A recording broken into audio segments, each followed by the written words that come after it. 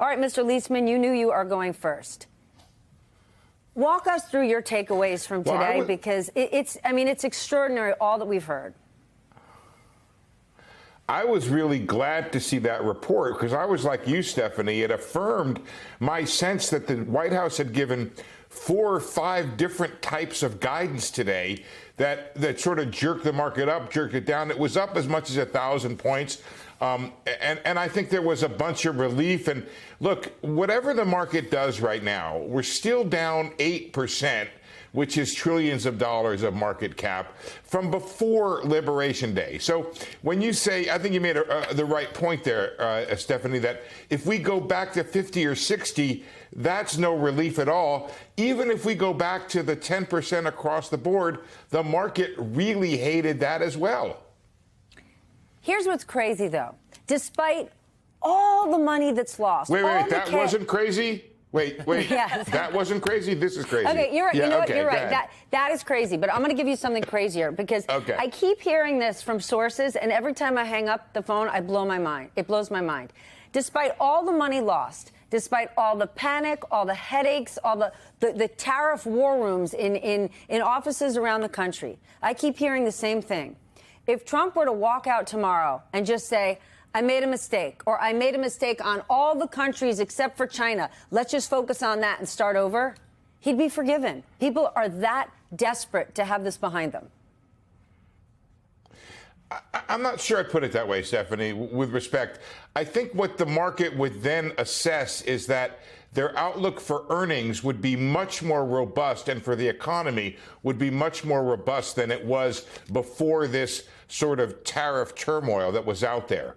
And that then they could focus on the things that they really thought they were going to get, which was a really nice tax bill for them and some deregulation. Those are the things the market really was kind of banking on when it came to the Trump administration. So what's happening right now is you don't want to be short this market because of the fact that the president could put out a tweet that would be positive, and you can't be long because it doesn't look like we're going back to the old world we had, which was the previous terrorist regime. So I would just say that what's happened right now is that it is pretty pervasive on the street that if this tariff regime remains, there will be a recession.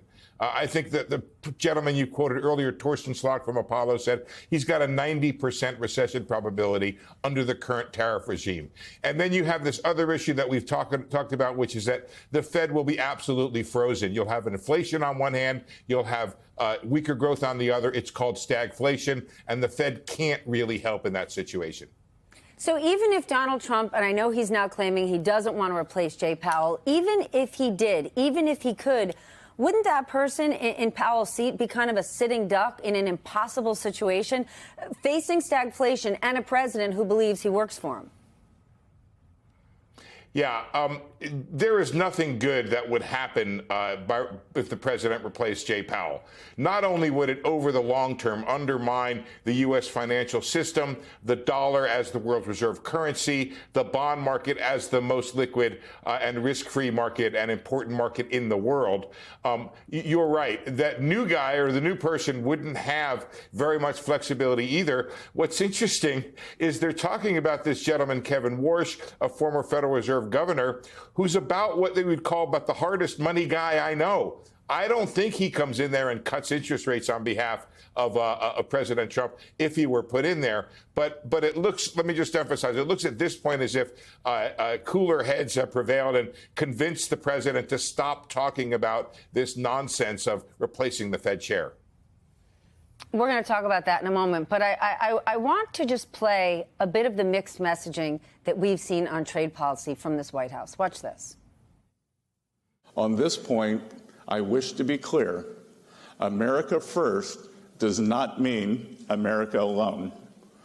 To the contrary, it is a call for deeper collaboration and mutual respect among trade partners. I'm telling you, these countries are calling us up, kissing my ass. They are dying to make a deal. Please, sir, make a deal.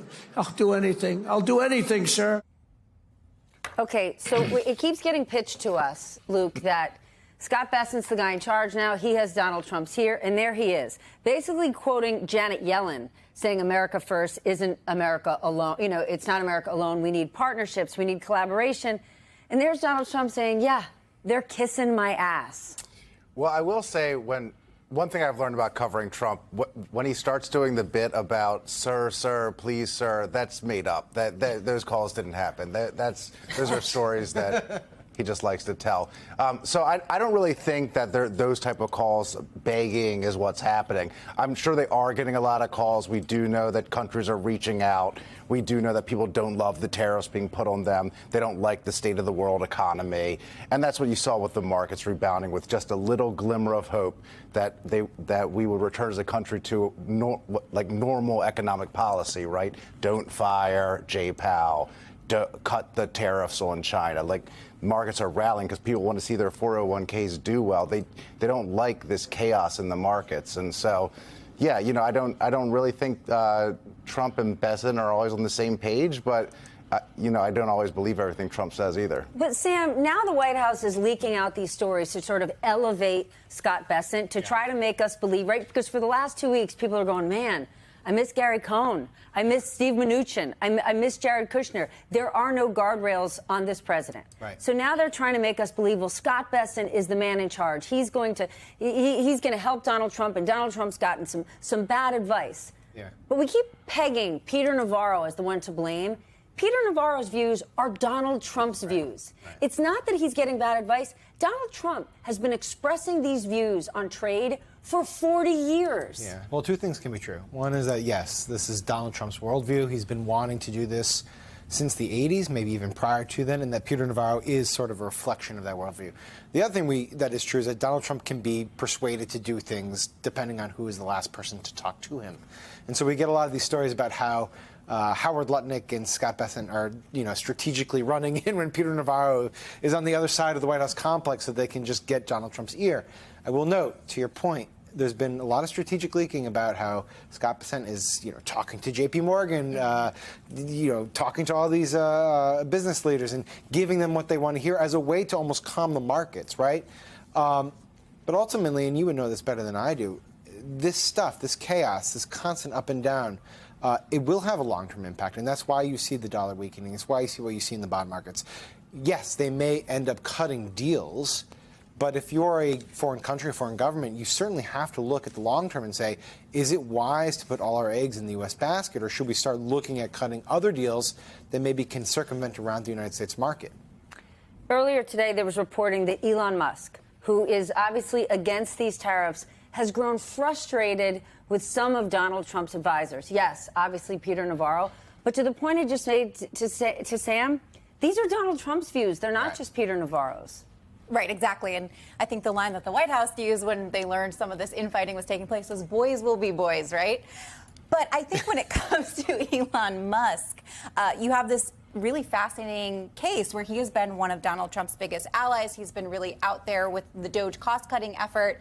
And to see this sort of high-profile clash, obviously Elon Musk has his own interest to protect here. That is why he's coming out so strongly against these tariffs. But he's not trying to blame Donald Trump. He's trying to look for a different sort of fall guy, a different scapegoat. And they're trying to blame it on someone else so they don't have to come out and blame Donald Trump himself. Steve, I want to read this to you. We heard today from China's foreign ministry spokesperson who said the following. Our doors are open. If the U.S. wants to talk, if a negotiated solution is truly what the U.S. wants, it should stop threatening and blackmailing China.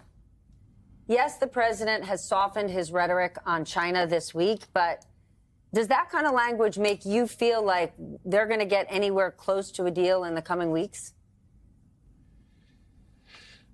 Well, you know, this reminds me a little bit of the pandemic when everybody on Wall Street became a viral infection expert, and now we're all trade experts and experts in game theory and what China's thinking, you know, which is I wrote down a list of things for myself that Donald Trump was not dealt a bad hand on China. Donald Trump dealt himself a bad hand on China. Okay, so here's one. He enacted tariffs that threaten to tank the economy, so that creates risk for him. He backed China into a corner, which every person, every Treasury Secretary I've known over 20 years will tell you the first thing you don't do is back China into a corner. He made the Fed incapable of responding, so the Fed can't help. He's tanked the markets, the bond and the dollar, and there's no end game and no plan here. So 5 cards, 5 lousy cards. He dealt himself a 2, 3, 4, 5, 7, all unsuited, essentially, is what he did right there. So it's a good thing that China has said it's open to negotiations. But the question becomes, I was trying to think of a metaphor for this, Stephanie. Tell me if this is the right way to think about it. A guy stole your wallet and your necklace. And he says, let's talk about it. And he says, I'll give you back your wallet. I said, no, give me back the wallet and the necklace. And the reason that metaphor may work is because Donald Trump invented these tariffs that he put on China as being commensurate with the tariffs that China put on us. They're not true. He completely made them up with a formula that we believe Peter Navarro invented. So I don't know that China comes to the table without saying, get rid of this nonsense and then we'll talk.